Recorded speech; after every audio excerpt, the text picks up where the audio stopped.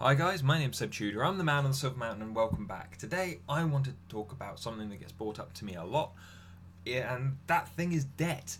And whilst I may not be an accountant, I do have a lot of people who come to me and discuss with me their various finances so that I can reflect back on them so that they can come up with a better plan for budgeting and for whatever else. And as a result, debt is one of these things, especially amongst young people now, that gets brought up a huge amount, considering that young people basically, as soon as they leave school, are now almost universally lumped with debt, whether they've gone into university, whether it's credit cards, whether it's loans for things.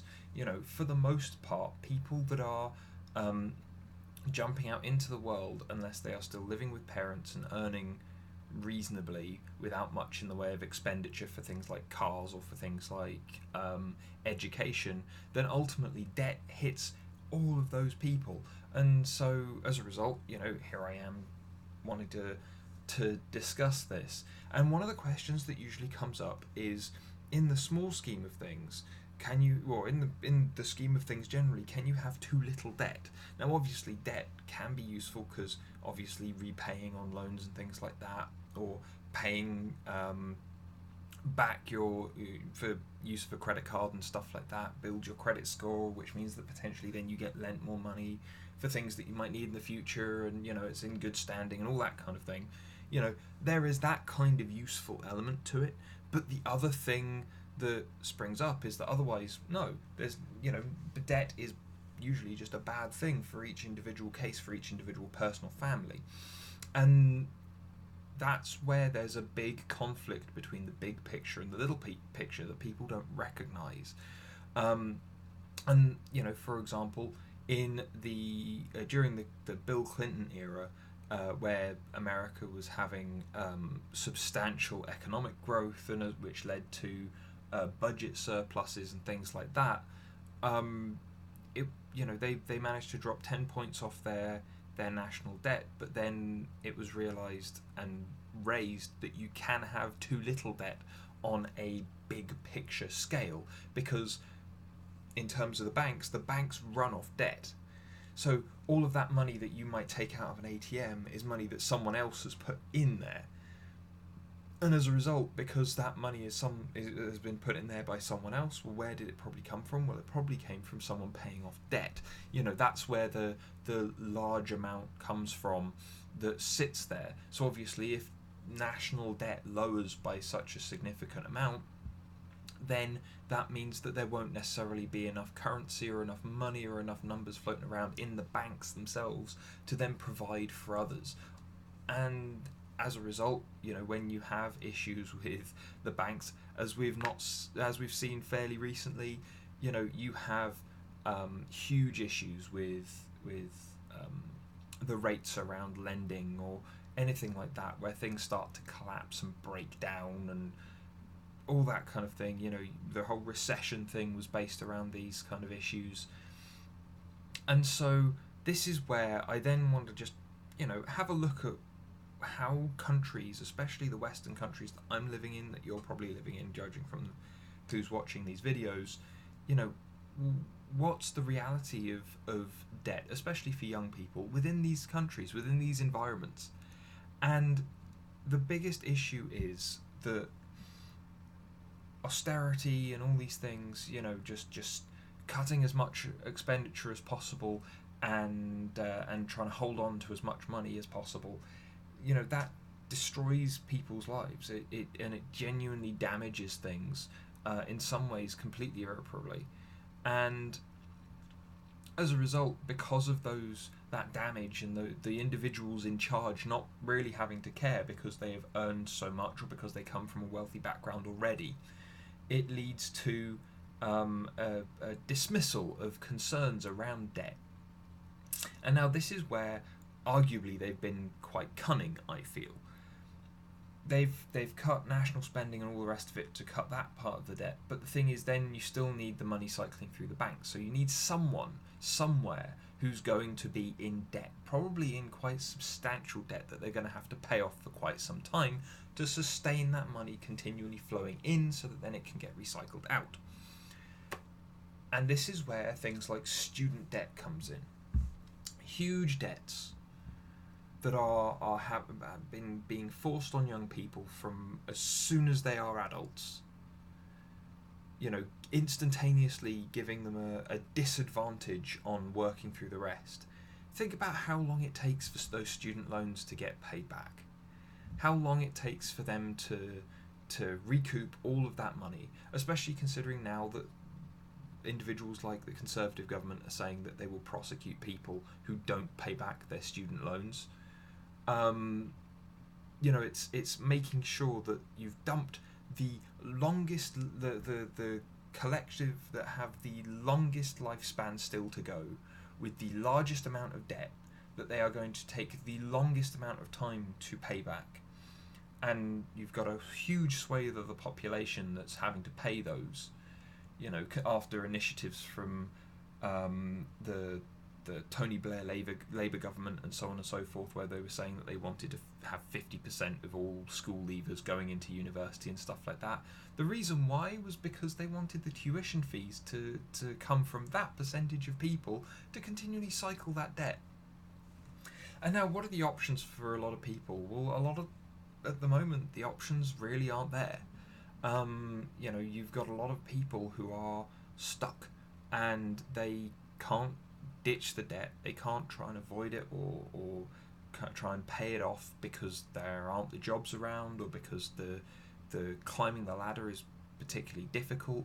You know, the number of times that I, who didn't go to university but went and got my qualifications through other means, you know, when I was in management and there were people there with master's degrees or PhDs or who had several different degrees, and they would be below me just because I had got there first, and I developed faster because I climbed the ladder and I had the qualifications that were more applicable, that I'd earned through actually doing the job, giving me extra experience along the way. And as a result, you know, the problem with the debt being dumped on the young is that you're disempowering, you're kind of crushing the next generation of your country. And at the moment, you know, you've got an awful lot of young people who feel disenfranchised. We have terrible records in regards to the young people going out to vote. You've got you know, regardless of what the young majority may want, there are generations that are older who have less information, who are maybe less educated, who will get stuck in their ways and will lean in a certain direction regardless of the argument that's put up against them. And you know, you can see this fairly regularly when you're looking at some of the statements made by various politicians. You know, when you've got people like Donald Trump, who's in his 70s, I believe, and you've got Theresa May, who is evidently the Wicked Witch of the West and somewhere in her 50s, 60s, probably. I don't know. Probably should have looked this up beforehand, but fuck it. I don't care that much about Theresa May. You know, with all of these individuals who are in power, who are all excessively old, you know, with very few young people being in positions of power or being able to achieve positions of power due to, you know, how many people who ran for office in some of those bigger positions got there because they were already part of a collective, as with all of David Cameron and Boris Johnson and all of his mates. You know, if you've got those kind of issues there where you're crushing the young, destroying the kind of middle class, which is an issue completely removed from this in various other ways, but you know, having a very poor, you know, having people starting with negative numbers in their bank account as soon as they've finished their education and as soon as they've finished their growth into adulthood, you know, how does that make any sense when there are other things that can be taxed, that can be dealt with? You know, there are so many other things that could be used to offset that debt or continue to cycle that money instead of purely relying on the debt of the young. And granted, I'm not an economist, but I am seemingly one of the individuals who's looked into this enough to actually be able to see the pattern, which is a rather disturbing pattern. Where the not just the development of the country into the future, but also trying to continue the debt has just been dumped on the young through no fault of their own. You know, it's a very tough situation. Seeing how nowadays in the very competitive and aggressive world, you need to have resources to then develop and make more.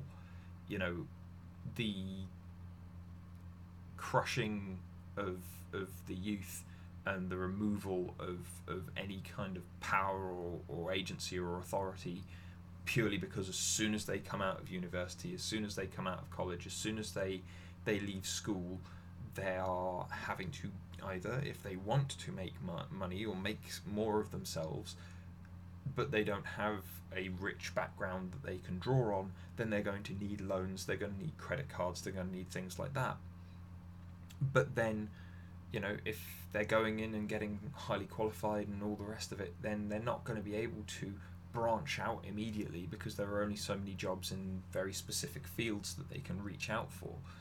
Otherwise, they're going to be working minimum wage jobs, and I'm talking modal minimum wage, which I discussed in another video early on, which is somewhere between £15,000 and £17,000 in the UK, not the 20-something thousand pounds that is usually touted as the average. That's a horrifically wrong figure, and I'll link somewhere to the video that I discussed it in previously. But the problem with debt is for the young in particular is that there's no way out.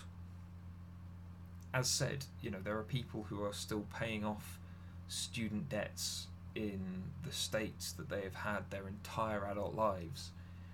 You instantly crush and disenfranchise people as soon as all they've done is try to better themselves so they can then also better their surroundings. You instantly start ripping that away from them. And so the interesting thing to note is that there was a recent article that I saw, I can't remember where it was, but there was a study that was done, and it basically said that the millennial generation, the youngest people, are the least entrepreneurial generation in decades. And is it any wonder why?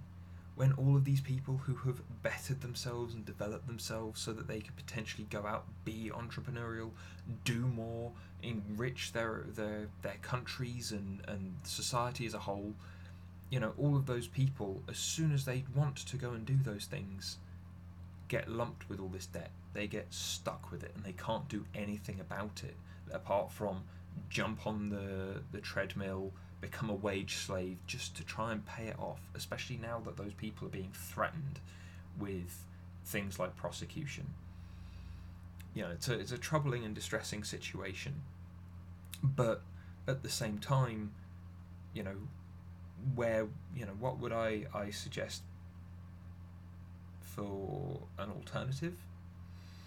In terms of debt, there are so many other areas that could be a means by which to cycle. Business debt could be easily put forward and regulated in such a way that it does a very similar kind of thing, but it's not, because young people are a more reliable source that are also so lacking in power that it's easy to step on them afterwards. But anyway, those are my thoughts. It's something that came up the other day in discussion. It's something that I wanted to do a little bit of research on and talk to you guys about. And so I leave you, instead of dumping all of the debt on the young to keep the money cycling, to try and keep that level, obviously we need some debt so that the banks can function because they are a necessary institution. But individually, crushing your citizens, crushing the individuals in your society with huge amounts of debt, lacking resources, and so on and so forth. It doesn't help anybody. And so, what do you guys think? Because I've got a few ideas. As said, maybe business debt would be a way that you could do it with, like, long-ranging loans and things like that, restructuring the way that worked. The only other way that I could see it work for absolutely everyone worldwide would be if there was some kind of international financial collective that came together and made some kind of agreement to wipe all debt, start again, rework the system so that it's more functional, so that we don't have recessions and crashes and so on and so forth. But that's never going to happen, because that would need people to agree and to discuss and to actually work things out. So yeah, I'll leave you with the question: what do you guys think? Where do you guys where would you guys maybe think it would be better to distribute some of this debt? But also, what do you guys think of austerity? Are you more kind of wise on this than I am? In which case, please share what you know down in the comments. But otherwise, as said, it's an interesting and troubling thing that comes up for a lot of people, and myself included. Any student that I've worked with, or sat down and coached, it's a really tough thing for young people nowadays, especially considering 10 years ago, 20 years ago, you would have people who on essentially minimum wage would be able to afford a house, would be able to start a family, would be able to set themselves up and at least start to develop. And now that's just not a possibility for anybody, especially young people who are coming out of university with huge amounts of debt, or coming out like I did from my qualifications with debt. It's a big issue that you just can't skip around, but you have to deal with. And leaving it so undiscussed and leaving it as that big a problem is again, that doesn't help anyone either. So please drop what we're thinking, what we know and whatever else down in the comments, so that we can all learn, we can all discuss, and we can all maybe come up with an idea that then we could pitch to someone, even if it's just for the sake of discussion and for the sake of educating people on the fact that there is a reason for debt, but also that it's bad in individual cases, and there needs to be a balance between the two. That's the main aim. There needs to be that balance. But anyway, thank you very much for watching, guys. I know this was a bit more rambly than maybe I would have liked, but a lot of things in my head. I've got pages of research here that I've been looking through, and so much going on. But I hope you found it interesting, and I hope you liked it. So otherwise, I'll see you in the video tomorrow, guys. Take care. Thank you very much for watching, guys. If you found this at all entertaining or useful, then please drop me a like, subscribe for more, and I'll see you in the video tomorrow. Take care.